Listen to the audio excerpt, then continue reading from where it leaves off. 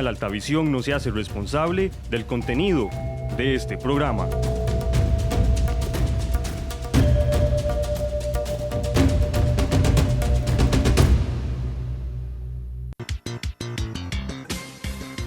Lo invitamos para que escuche una edición más de su programa, Hablemos. Espacio en el que se analizan temas del acontecer político, económico y cultural de la región. Bien, iniciamos una edición más de su programa Hablemos, que se transmite todos los viernes a partir de las 6 de la tarde por Radio Cultural Los Santos y por Canal 12 Altavisión, canal de Copesantos RL. Hoy con un tema sumamente interesante, vamos a continuar con el debate acerca de la economía de Los Santos, si es una economía mito o es una economía realidad, o es una economía realidad o es mito. Bien, me acompaña como siempre don Santiago Bermúdez Valverde. Buenas noches, don Santiago. Buenas noches a todos ustedes y gracias por sintonizarnos. ¿Todo bien?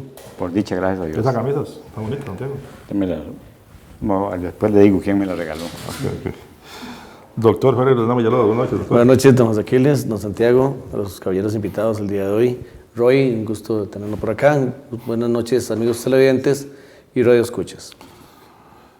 Roy Naranjo Abarca, administrador de empresas y contador privado. Buenas noches, don Roy. Buenas noches con los señores visitantes de hoy y compañeros. Gracias a los televidentes por un viernes más acompañarnos. En efecto, y vamos a estar conversando con el magíster Eliezer Ureña Prado de Administración y ingeniero en Economía Agrícola, y también con el administrador de empresas Juan Bautista Bermúdez Valverde, quien a la vez es gerente de Copedamarcos RL. Pero antes vamos a ir al Consejo Médico que nos presenta Copesantos RL a cargo del doctor Jorge Roldán Villalobos. Doctor. Bueno, hoy les preparé una información rápida de un tema que quizás para muchos es un tema muy quemado, pero yo pienso que es que a veces hay personas que se ponen audífonos para no escuchar cuando se habla de los daños que produce el cuerpo el cigarro.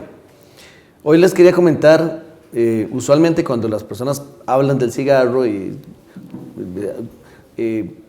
usualmente mencionan nicotina, alquitrán, monóxido de carbono y por ahí queda. Y eso es lo que creen que hace daño al cuerpo. Pues no es así. En el humo del cigarro hay 4.000 sustancias químicas, 4.000 sustancias químicas, de las cuales hay 70 que están completamente demostradas que son cancerígenas.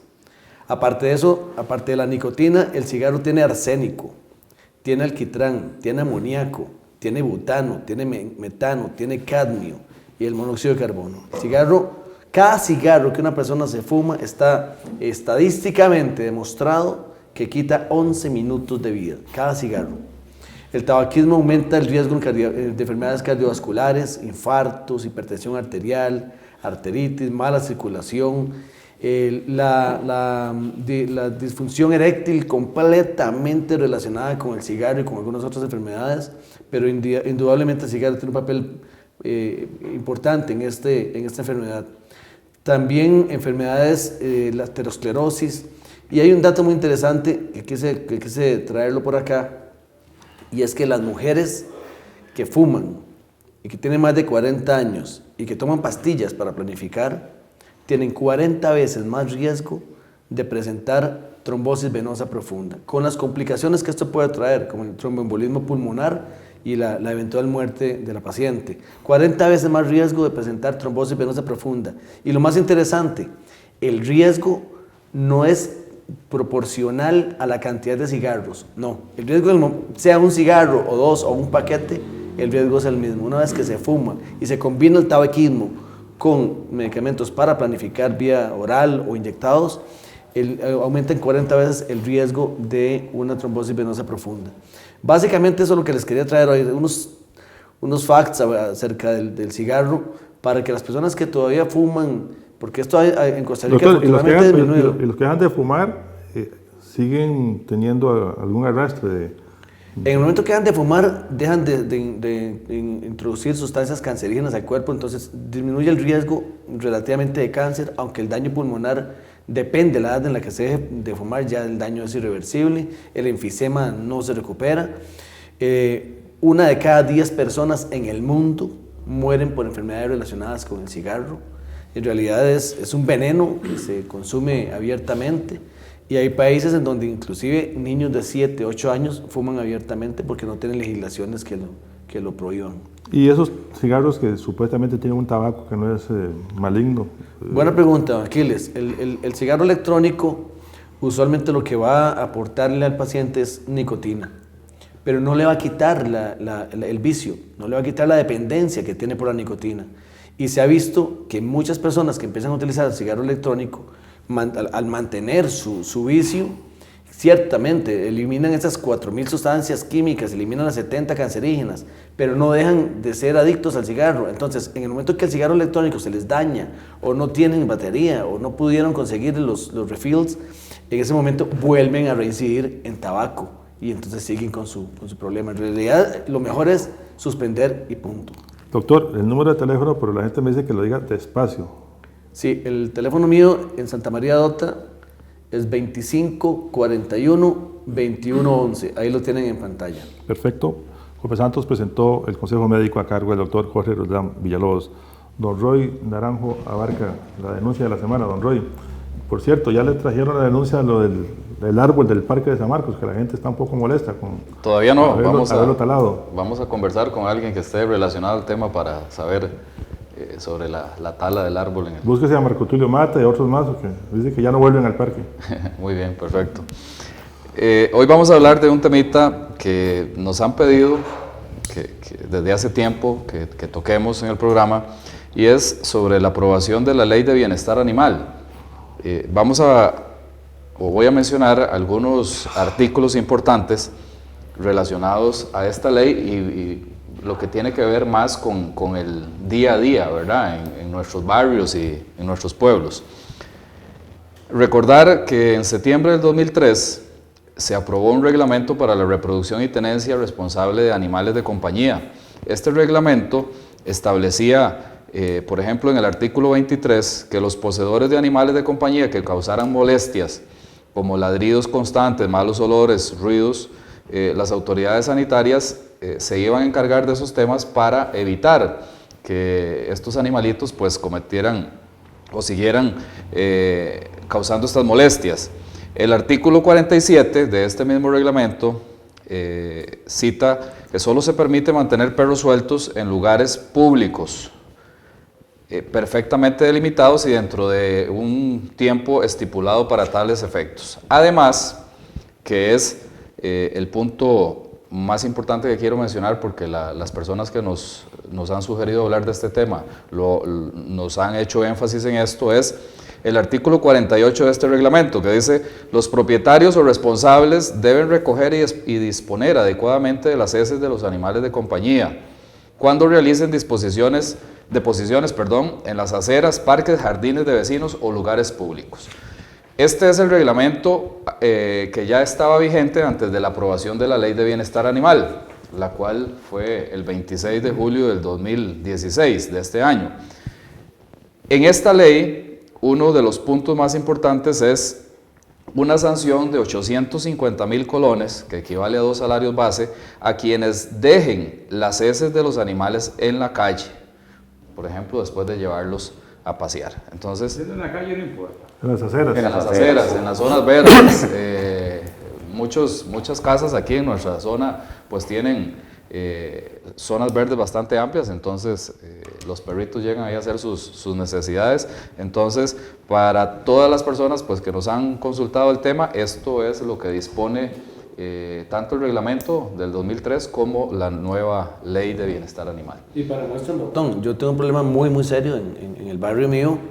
Hay 3, 4 vecinos que tienen perros, y esos perros básicamente duermen en la casa, en sus casas. Yo sé lo que es tener que limpiar excretas, orines en las columnas de mi casa, el jardín, los olores. Eso es un problema inclusive de salud pública, eso jala moscas. O sea, en realidad es un tema de mucha responsabilidad de parte de los dueños de los animales, porque la ley bien lo establece. O sea, se pueden tener en lugares públicos, claro, y llevarlo al parque, en una plaza, en una actividad donde hay una actividad, digamos, de caninos, pero no está para nada aprobado por la ley que los perros salgan y anden caminando por todo el barrio durante todo el día. Lo importante de la denuncia es que la gente puede denunciar la gente que se ve afectada, que se puso el pie sobre un excremento de perro, puede denunciar al dueño de ese perro si sabe quién es y están en la obligación de hacerle un parte y enfrentar un proceso. Y ahí sería con SENASA y con el Ministerio de Salud. Y también el juzgado, porque el juzgado tiene que ver, el juzgado contravencional, con la multa. Okay.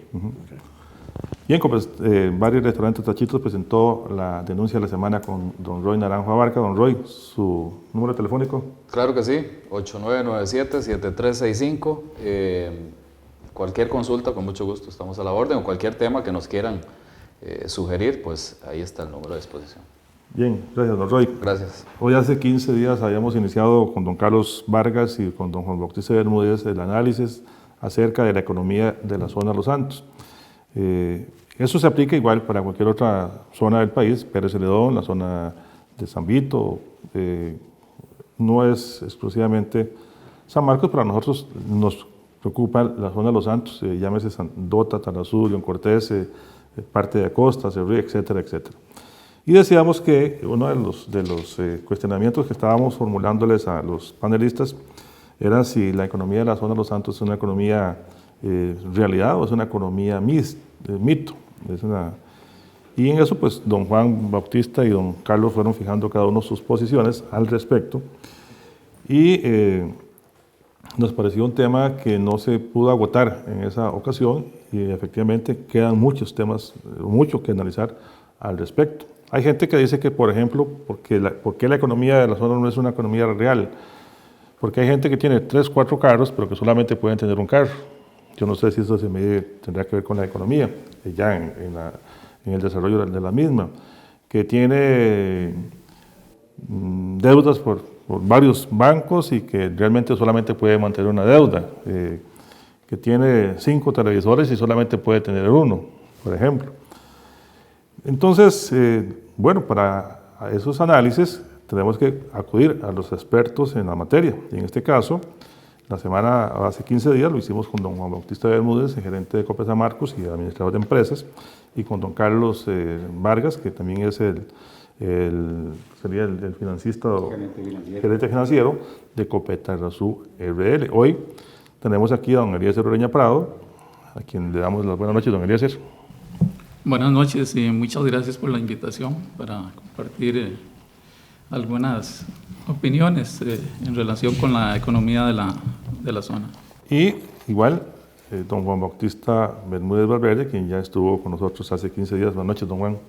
Buenas noches, José Aquiles y señores de la mesa, igualmente para nuestros oyentes. Con esas premisas que hemos lanzado así rápidamente, es un tema que ha despertado mucho interés, sobre todo que podamos llegar al final de estos 3 programas que hemos diseñado para esto a una conclusión importante de cómo debe manejarse la economía. Entonces, vamos a empezar ahorita, después del corte, ya el análisis en profundidad con don Juan Bautista Bermúdez y con don Eliezer Ureña Prado acerca de este tema, y para que lo vayan pensando, les lanzo de una vez la siguiente pregunta. ¿Cómo se mueve, según ustedes, la economía de la zona de Los Santos? ¿O qué factores mueven la economía de la zona de Los Santos? Pero esto lo vamos a hacer después del corte al que vamos a ir en un instante. Gracias. Este programa llega a ustedes gracias al patrocinio de Cope Santos RL. Bien, continuamos en Hablemos, un programa cultural y educativo que se transmite todos los viernes a partir de las 6 de la tarde por Radio Cultural Los Santos y por Canal 12 Altavisión, canal de Cope Santos RL, también motor de la economía de la zona de Los Santos. Don Juan Bautista, la consulta era: ¿cómo se mueve, según su criterio, la economía de la zona de Los Santos? ¿O qué factores inciden para que la economía de Los Santos sea una economía activa? Bueno, yo decía dije en el programa anterior que para saber si la economía nuestra es un mito o es una realidad, hay que establecer las bases del mito o las bases de la realidad para poder comparar. En función de eso, pues también se pueden hacer trazos de la economía que se quiere. Bien lo decía Eliezer ahora extra cámaras, lo que se mide son tendencias, pero usualmente hay que marcar la tendencia, hay que escoger cuáles parámetros son los que se quieren para darle seguimiento a una tendencia. El problema para mí que existe en un aspecto de la economía nuestra es que la economía es accidental. La economía se comporta así o así dependiendo del precio del café mayormente, en porcentajes mayoritarios, obviamente, porque lo que puede mover, digamos, una economía nuestra es un buen precio del café, es una buena cosecha y un buen precio. Pero y una buena lluvia también, entonces. porque no hay derroteros que alguien haya trazado para darle seguimiento. Entonces, es una economía basada en el accidente, de lo que pase. Lógicamente, pues los agricultores harán lo mejor que puedan para obtener una buena cosecha, pero recordemos que es una economía altamente dependiente de los mercados internacionales. De manera que yo no le puedo decir cómo se mueve porque se va a mover en base a otras coyunturas. Bueno, hay otros factores también que inciden fuera del tema del café. No sé cómo. Una economía informal, digamos, las tiendas, es que, restaurantes, mayormente el aguacate, la manzana, la mora. Hay un principio que dice básicamente que uno respira para vivir y no vive para respirar, ¿verdad? Aunque pareciera que es lo mismo, no es lo mismo. Entonces, las economías se deben de programar. Digamos, hay que darles un seguimiento a ver qué es lo que se quiere. Cuando nosotros hablamos de la macroeconomía en este país, esos derroteros están marcados en el Banco Central. Están dichos en un plan que se establece en el primer mes del año y que tiene, incluso con el programa monetario, un tiempo para exponerlo a finales del primer mes el presidente del Banco Central. Entonces, los derroteros se marcan. Se dice, si queremos que el derrotero sea una inflación de un porcentaje del 5% o del 4 más menos 1 o del 3 más menos 1, entonces el seguimiento que se le dé al comportamiento de los precios y de la canasta básica va a estar controlado en función de eso, que es un indicador copiado de Estados Unidos también, que esa es la pelea. Pero la región nuestra no tiene un derrotero marcado para decirle, vamos a dar un seguimiento a cuáles partidas de capital, a cuáles participaciones en micro como agentes económicos que tendría esta zona. ¿Quiénes son esos participantes y qué hacen? ¿Qué rol juega la municipalidad? La municipalidad tiene que jugar un rol importante en la economía en función de la infraestructura, pero las municipalidades nuestras, hasta donde yo tengo una percepción que podría eventualmente estar equivocada, pues lo que hace es ir a ver cuánto cemento sobró para traérselo. Es ir a ver qué sobró en el ministerio para traérselo. Pero no tenemos un plan que diga, esta infraestructura que sí marca derroteros de una economía es la que se va a hacer en este periodo. Don Eliezer, ¿qué opina usted? ¿La economía de la zona es una economía realidad, una economía de mito? Bien, yo he escuchado a mucha gente decir que la economía de la zona de Los Santos es una economía ficticia y yo no comparto ese criterio. Mi criterio es que la economía es real. Lo que tenemos que partir es del hecho si es buena o si es mala, ¿verdad? Y la economía, digamos, en la zona de Los Santos es una economía que tiene una característica que es que la matriz de producción de la región es muy limitada. De acuerdo a algunos datos que se manejan del Instituto de Investigaciones Económicas y del Programa de Desarrollo de las Naciones Unidas, la matriz de producción del Cantón Tarrazú es que un 85% de la producción es agropecuaria y que de esa producción agropecuaria el 90% es café. Lo que nos quedaría un 15% para lo que son bienes. Perdón, usted dice que un 85% es agropecuaria y de eso un 90% café. De lo agropecuario, el 90% es café. Okay. Del 85%, ¿verdad? Y ese 15% restante que nos queda es para los bienes y servicios que se producen en la zona. Todo lo que es la parte de comercio, todo lo que es la parte incluso agroindustrial. Entonces, si uno parte de esa, digamos, de esos datos como una tendencia o una referencia, vemos que siempre pues la economía va a girar alrededor del café. Y aunque querramos dirigir el análisis a otras líneas, el doctor hace enfocarnos 15 días en el dijo café. que el sector educativo era un generador de economía aquí en la zona, los educadores. Esos son Yo tengo servicios. aquí la cifra que me dieron hoy casualmente en la regional, el Ministerio de Educación Pública. Por eso es que yo pienso que se le está dando mucho protagonismo al café y quizás estamos dejando otros temas que tienen que ver con economía de lado y deberíamos analizarlos. Por ejemplo, mi criterio, y quiero compartirlo con ustedes, a ver qué opinan. Yo no hablaría de una economía ficticia, no hablaría de una economía necesariamente buena o mala, porque eso va a ser algo cambiante. Hablaría de una economía frágil. ¿Por qué una economía frágil? Porque se basa en gran cantidad o en gran porcentaje del precio internacional del café. Pero por otro lado tenemos grandes empleadores. Tenemos 863 profesionales empleados del Ministerio de Educación Pública y 180 del Seguro Social.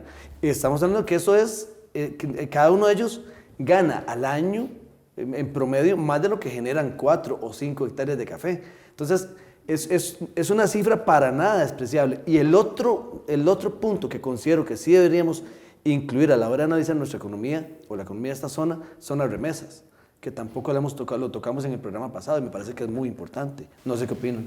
Sí, bueno, precisamente ese rubro que usted toca es el que cae dentro del 15%, porque si hablamos del Producto Interno Bruto de la región, es un producto muy importante y precisamente esa masa salarial que es un aporte más, digamos, en la economía, pero de acuerdo, digamos, a los datos que yo manejo, caen dentro de ese 15%. Pero la economía, digamos, de la zona, si ya entramos a analizar un poquito a profundidad, está directamente relacionado con lo que es la competitividad cantonal. Y la competitividad cantonal es un indicador que es el indicador universal hoy en día, ¿verdad? Para medir la economía local.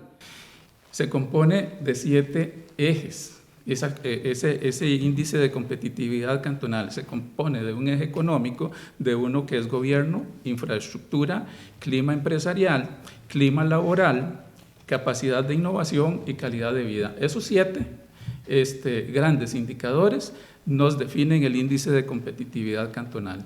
Y a lo que quiero llegar con esto es que el índice de competitividad cantonal, que es la sumatoria de esos indicadores dividido entre 7, nos da 62, lo que nos dice que el cantón de Tarrazú ocupa el lugar 62 en competitividad a nivel nacional. Es decir, hay 61 cantón que tienen un índice de competitividad mayor que Tarrazú. Entonces, cada uno de esos indicadores, por supuesto que se compone de una serie de variables que ahora en el otro bloque que dicen que uno de los productos, nos decían ustedes que quisieran, es hacia dónde podemos dirigir un poco, digamos, las ideas de desarrollo, que a mí sí me encantaría esa parte. Sí, ciertamente puede haber indicadores, digamos, promedio de los indicadores que está señalando Eliezer, pero veamos una cosa. El doctor señalaba lo que es el teórico ingreso del sector educación, pero a ese ingreso teórico de planilla, digo que es teórico porque ese ingreso no es real aquí. ¿Cuánto de eso se queda en San José vía retención de la planilla por deuda? El sector educación en este país, no solamente aquí, entonces es una generalidad, es el sector más endeudado del país. Entonces, lo que entra realmente aquí, lo que habría que tomar es cuánto es la retención del total y la diferencia es lo que queda aquí. En el aspecto económico, lo que se debe medir, además de ese saldo que entraría aquí, es qué dirección tiene ese saldo que entra aquí. Igual en cualquier otra ruta de empleo, digamos el empleo nacional, que la planilla viene dirigida aquí y debe componer una cantidad muy importante, pero al haber una retención vía deuda que se origina en San José y la retención se queda en San José, eso no impacta a la región. Otra cosa que nosotros podríamos ver. Tal vez para explicar al doctor, en este tema de los educadores, ciertamente, doctor, la mayoría de los educadores, igual que la mayoría de los costarricenses, tenemos deudas. Los educadores, cuando adquieren un crédito con X cooperativa del sector o donde están... Caja de Ande. Sí, Caja de Ande, Copemep, etcétera, etcétera.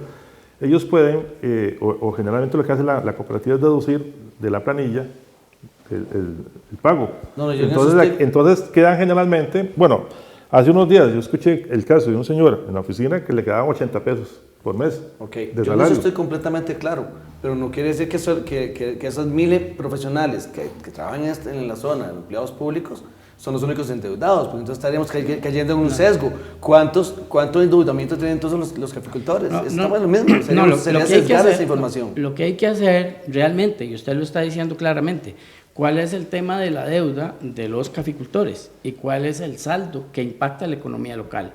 Entonces, en este caso, igualmente, un centro de nutrición es un factor de economía. ¿Por qué? Porque está preparando individuos sanos o supuestamente bien alimentados para un futuro. No se puede decir que no es. Lo que pasa es que la medida del impacto no es inmediato, es después. Entonces, si usted cita, por ejemplo, el Seguro Social tiene tantos empleados, pero a lo mejor la oficina de aquí, casi se lo digo sin temor a equivocarme, es deficitaria. Si medimos lo que es la expedición de medicinas, o vía recetas, vía que haya que darle a la gente, vía el costo de la consulta versus el ingreso, yo le ando con cuidado que creo que es negativa. Pero ya eso sería un impacto nacional, no de la zona. No, pero estamos hablando de la región. Entonces, al ir nosotros al impacto local, tenemos que ver si sucede a nivel nacional, si la caja de seguro social es deficitaria. Pero dentro de esto no podríamos medir la planilla de la misma manera. Igual, es deficitaria. Entonces, ¿qué es lo que viene a quedar? ¿Cuál es el saldo que queda? Es el impacto de aquello. Eliezer está señalando un punto que es muy sensible. ¿Cuáles de las otras empresas que hay aquí, bien llamadas o mal llamadas de la economía social, son sostenibles o sostienen el mismo patrimonio que le pertenece a la gente para que haya un factor positivo en la economía? Entonces, vea que el asunto es muy delicado y es muy sencillo. ¿Cómo sabemos que el impacto sobre el patrimonio que tiene cada una de las empresas es positivo hacia el asociado? Entonces, no existe esa medida, no existe esa comunicación al asociado para que mida realmente el impacto de mi economía. Entonces, pues aquí le señalo otro punto. Y la economía informal, a lo mejor es que toda es informal. Porque no tenemos algo. El IESER tiene datos que se originan con las estadísticas, que se originan con los censos y que para los efectos son reales. Igual que el IESER decía o dijo, la economía es real, claro que es real, pero ¿cuál es? Bien, vamos a hacer una pausa y ya regresamos para que don Eliezer se refiera al tema. Estamos conversando esta noche con don Eliezer Ureña Prado, ingeniero en economía agrícola, y con don Juan Bautista Bermúdez Valverde, administrador y gerente de Copedemarcos RL. Regresamos en un instante, vamos con nuestros patrocinadores. Este programa llega a ustedes gracias al patrocinio de Cope Santos RL. Bien, continuamos en Hablemos, un programa cultural y educativo que se transmite todos los viernes a partir de las 6 de la tarde por Radio Cultural Los Santos y por Canal 12 Altavisión, un canal de Cope Santos RL. Hoy debatiendo acerca de la economía en la zona de Los Santos. Con este tema vamos a seguir la próxima semana hasta llegar con nuestros panelistas a una conclusión en donde esperamos que don Bautista, don Carlos Vargas y don Eliezer nos vengan a hacer aquí conclusiones acerca del tema que estamos analizando y que vamos a analizar la próxima semana, porque es un tema que da para mucho. Don Eliezer, ¿usted tenía alguna aclaración que hacer? Sí, volviendo al tema, realmente la economía de la zona, como bien lo decía el doctor, es real y es frágil. ¿Por qué es real y es frágil? Porque también tengo un estudio que son datos reales, esos sí son reales. El 87... Pero todos los otros no eran reales. No, porque todos son reales, pero son tendencias y son a nivel, digamos, más macro, pero estos sí son datos con los que se tiene la información de primera mano. No podemos hablar aquí, por ejemplo, se hablaba la vez pasada de productividad, que ese es un indicador importante, pero lo que debemos hablar es de cuál es el ingreso de un productor de café en esta zona. El dato real es que el 85% de los productores de café de la zona de Los Santos son productores que cosechan menos de 100 fanegas. Si usted pone 100 fanegas a un precio de 80.000 colones, van a tener un ingreso neto de 8 millones de colones. Hay un costo que no se quita de encima, viendo la cosecha, viendo los insumos, el trabajo de la gente que vale. Entonces es un costo bruto, no neto. ¿Perdón? Bruto. Es un precio bruto. Bruto. Usted dijo 8 millones. 8 ese es bruto. Bruto, sí, dijo neto ahorita. Son 100 fanegas, pero que es un costo, ¿verdad? Sí. Que no se quita el productor, que es de un 74%. Lo que significa que una persona que coseche 100 fanegas a 80.000 colones, le quedan 2 millones netos. De esos 2 millones netos, usted lo divide entre 12 y le da un salario de 175.000 colones por mes. Pero no todos reciben, no todos cosechan 100 fanegas. Hay otros que entregan menos. Pero además de eso, no todos tienen esas 100 fanegas libres, tienen deudas. Y entonces usted empieza a sensibilizar. ¿Qué pasa con un productor que entrega 100 fanegas y que tiene el 20% de su patrimonio en deuda? Entonces empieza a sensibilizar y vemos cómo va cayendo el ingreso familiar, va cayendo el ingreso familiar. Y eso ha generado en la zona de Los Santos un problema social muy grande y que no hemos medido y que sería tema de discusión para muchos otros programas. Don Roy, la pregunta. Don Naranjo. Son dos en una, voy a hacerlo rápidamente. Me gustaría, hablando tal vez de las cuestiones estadísticas un poco que está mencionando don Eliezer, el Financiero publicó este año el Índice de Desarrollo Humano. Dota ocupa el lugar 68, Tarrazul 69 y León Cortés el 71, de los 81 cantones, obviamente. Entonces me gustaría conocer cuál es la apreciación de los dos señores invitados respecto a esto, considerando que salud, educación y la riqueza son los índices que mide, o los indicadores más bien que mide el índice de desarrollo humano. Y lo otro, yo tengo la percepción de que las personas de nuestra zona, las que más ingresos perciben, no le aportan mucho al comercio, salen de la zona a hacer sus compras, entonces también es capital o dinero que se nos va de esta zona. También me gustaría pues conocer la apreciación de los señores invitados respecto a esto. Minuto y medio cada uno, porque no hay tiempo, don Eliezer. O don Juan, no sé. Don Juan. Bueno, en el caso mío yo no conozco la composición del indicador, entonces sería atrevido que me ponga a opinar, porque supongo que hay detrás de cada uno de estos indicadores, una serie de datos que lo componen, y no los tengo a mano para manera que le cedo a Eliezer. Sí, en las cifras que en los indicadores más bien está en el 70, en el lugar 70 el índice de desarrollo humano, ¿verdad?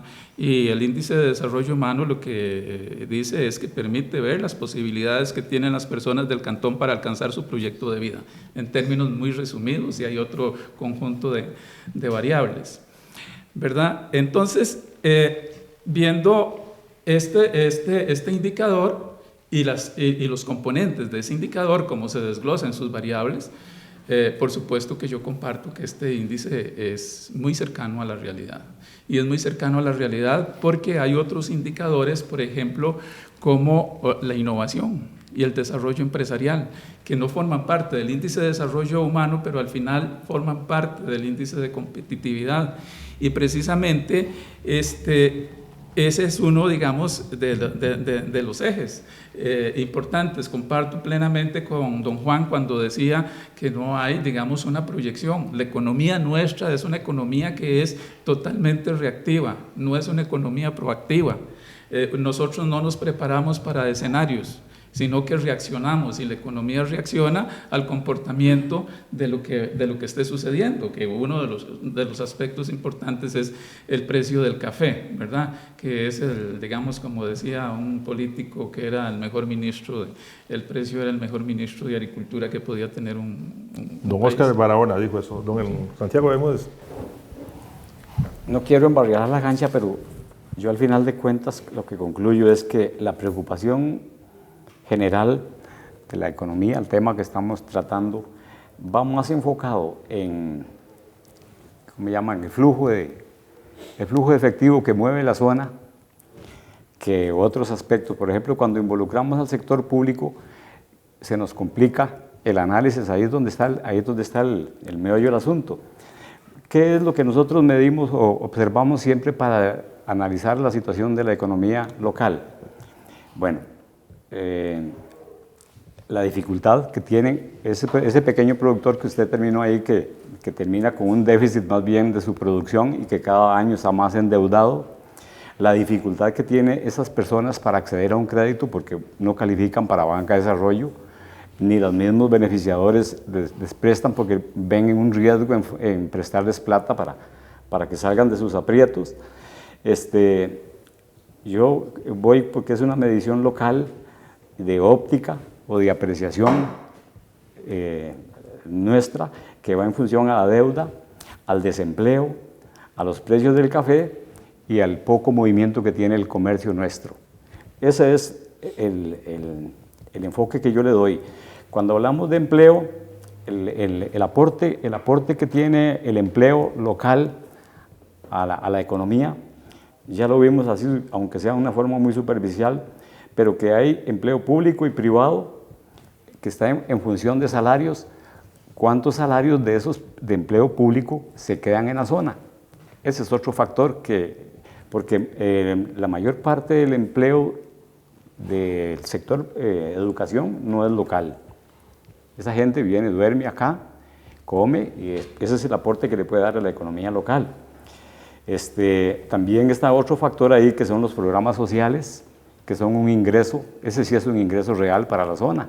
Hablemos del IMAS, porque mueve plata, es que nosotros no conocemos los datos. El IMAS da mucho dinero a esta zona. Okay. Entonces yo, digamos, replanteo la pregunta, si estuviéramos hablando de un presupuesto, ¿estaría este flujo de efectivo, estaría afectando para el manejo de la economía, don Juan? Vea, definitivamente una cosa va a pegar a la otra. Si no hay efectivo, no hay economía, porque el efectivo es un símbolo de la economía. Es el tema del intercambio de los bienes y servicios en la economía, es con lo que yo voy a pagar. Entonces hay que medirlo.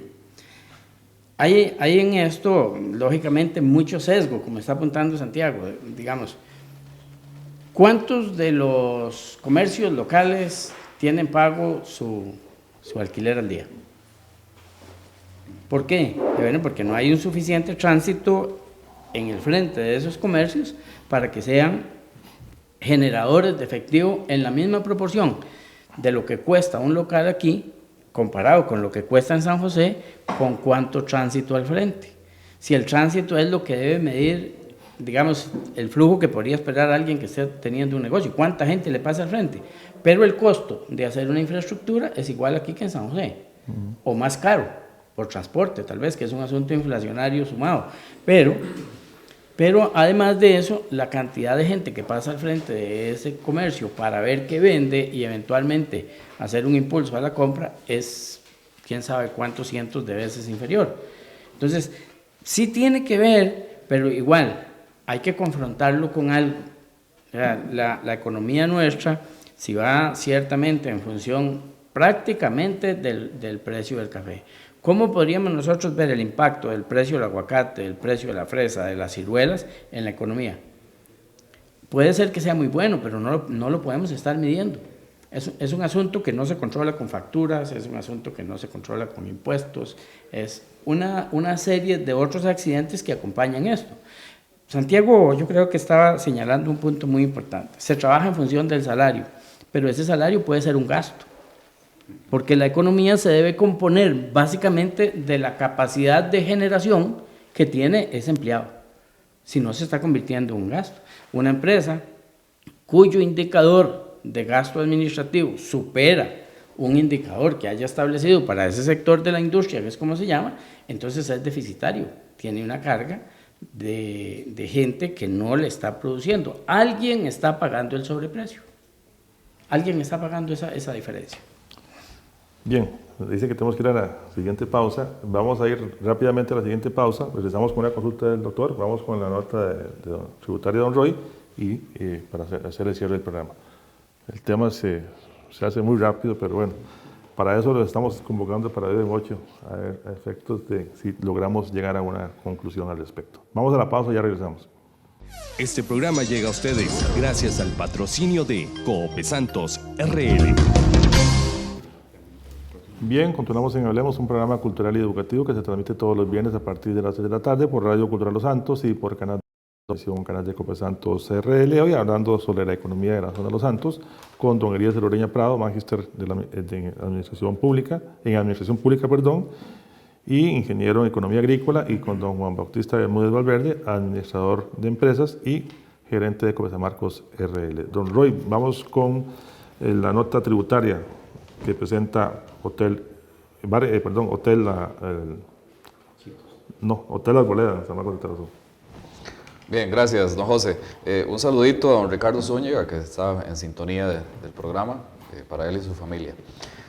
La nota tributaria, o el consejito tributario de hoy, lo voy a hacer basado en una consulta de un televidente.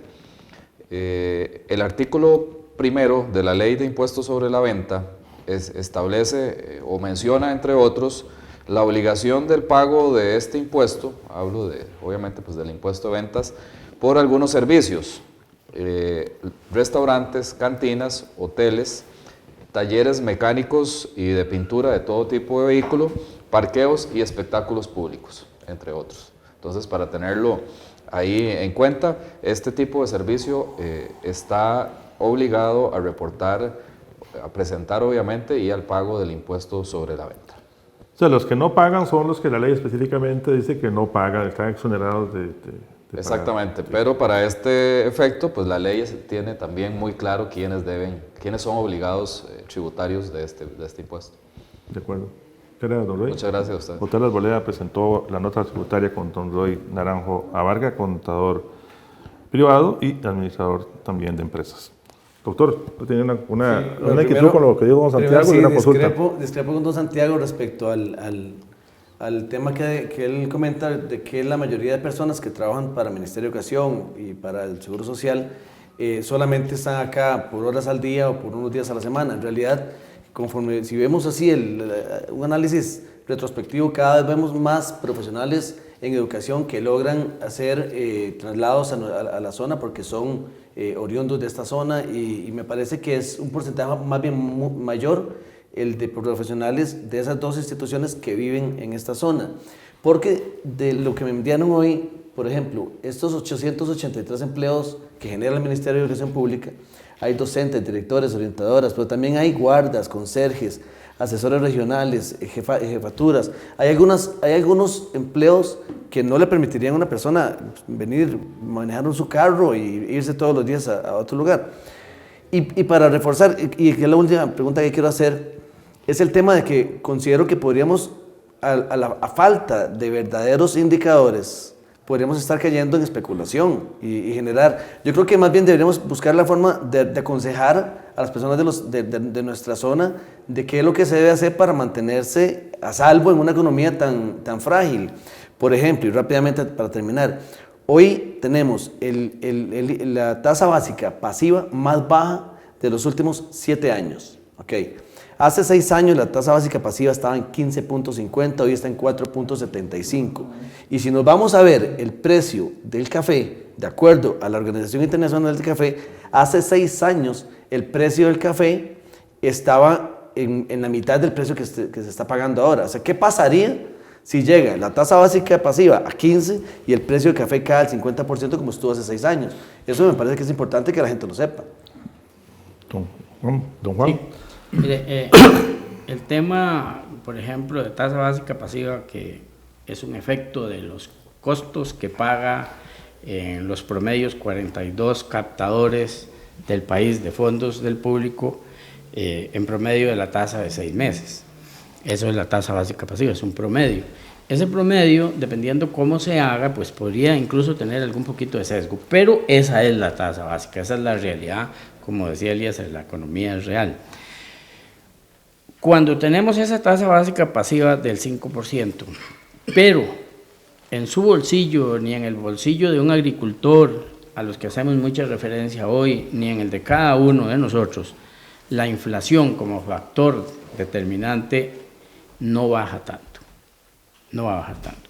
Por ejemplo, tasa básica pasiva del 4.9, que es lo que está vigente, 5% básicamente.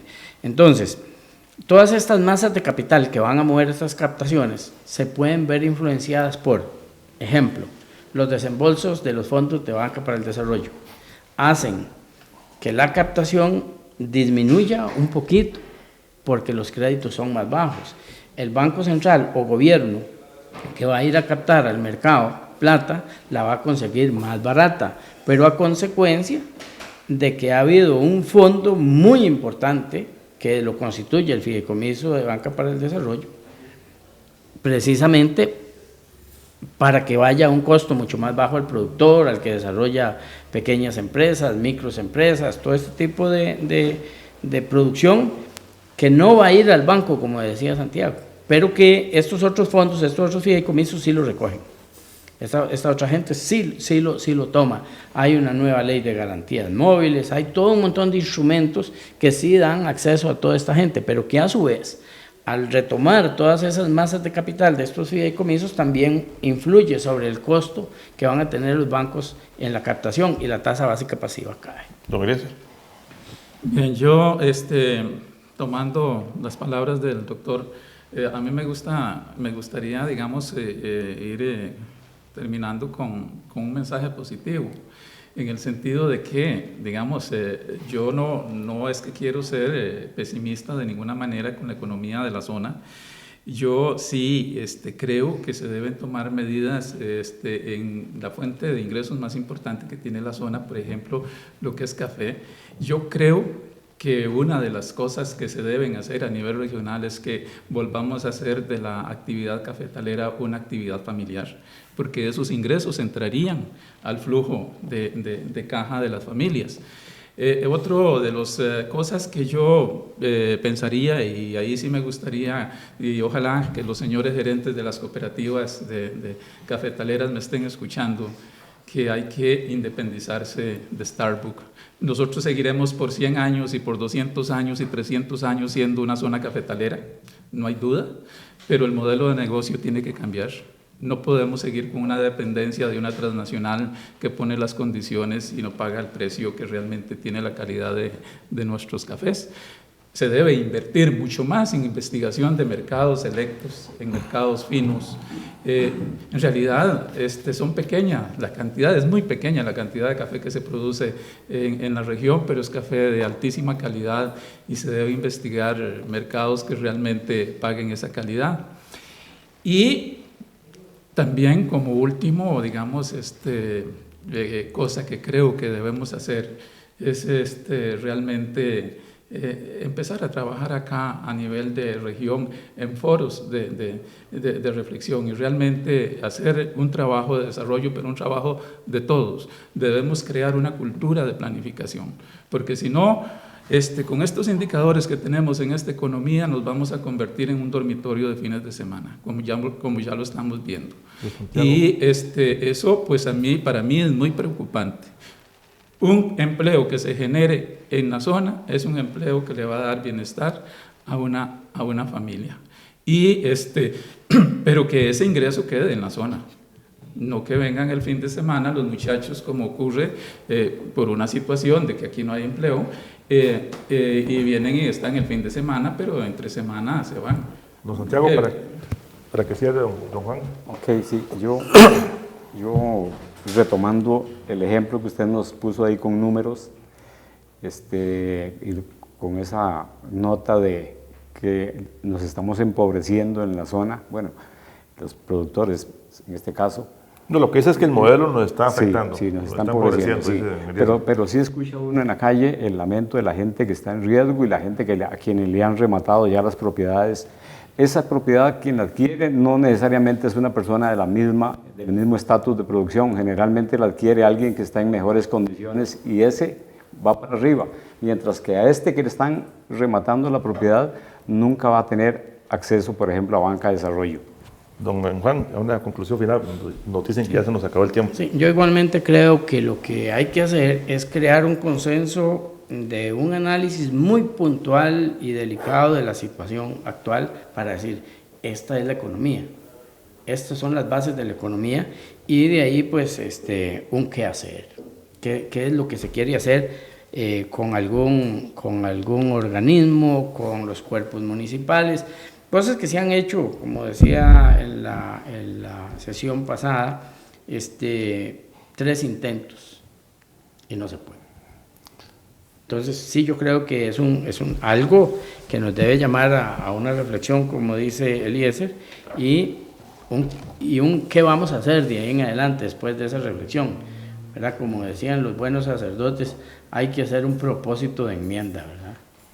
Bien, la idea es que de hoy en 8, si Dios quiere, entonces los 3 panelistas, don Eliezer, te digo que se podía, don Eliezer, hay que hacer el esfuerzo, don Carlos Vargas y don Juan nos van a hacer un análisis ya final del modelo de desarrollo que tenemos en la zona de Los Santos, si nos conviene o no nos conviene, si hay que cambiar algo o no hay que cambiar. Les podemos dar un segmento a cada uno para que se hagan estas conclusiones, porque así la idea es que podamos concluir con algo, independientemente que después podamos regresar, porque es un tema que apasiona y creo que estamos aquí descubriendo cosas que en otros programas no hemos establecido. Lo que dice don Eliezer, de que las cooperativas cafetaleras deben de independizarse de Starbucks, es todo un tema, ¿verdad?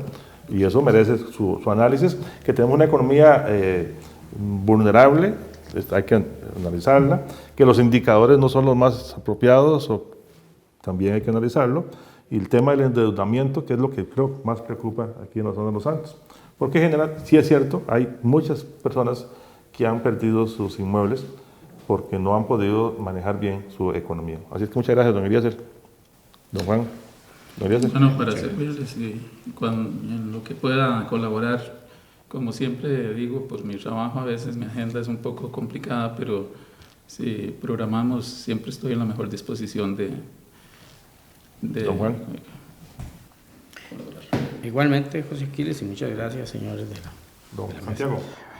Recordarle a nuestros amables teleaudiencia, el 23 de septiembre tendremos una profesional con el tema del trabajo en familia, un enfoque sistémico, con la licenciada Marcela Rodríguez Canosa. El 30 de septiembre, la presidenta del Tribunal Nacional Ambiental. El 7 de octubre, el doctor Alex Solís, analizando la maraña de leyes que tiene este país y la necesidad de una constituyente. El 14 de octubre, el doctor Hernández, precandidato del Partido Republicano. El 21 de octubre, el también candidato por el Partido de Liberación, Clinton Cruzan. El 28 de octubre, tenemos nuevamente, Dios quiere, a don José León Sánchez. Doctor, ¿satisfecho? Muy bien, contento con toda la información transmitida. Muy bien, sí, perfecto. Muchas gracias a los señores invitados. Un agradecimiento a la floristería Ron Luis por el bonito arreglo, que muy patriótico, por cierto. Muchas gracias. Así es. Bien, a todos los que nos han escuchado esta noche por la radio, nos han visto por la televisión, muchísimas gracias. Los invitamos para que nos escuchen de hoy en 8 una edición más de su programa Hablemos, y recordarles que el próximo miércoles a partir de las 7 de la noche es el reprise también del programa Hablemos. Muchas gracias y nos vemos de hoy en 8. Buenas noches. Buenas noches.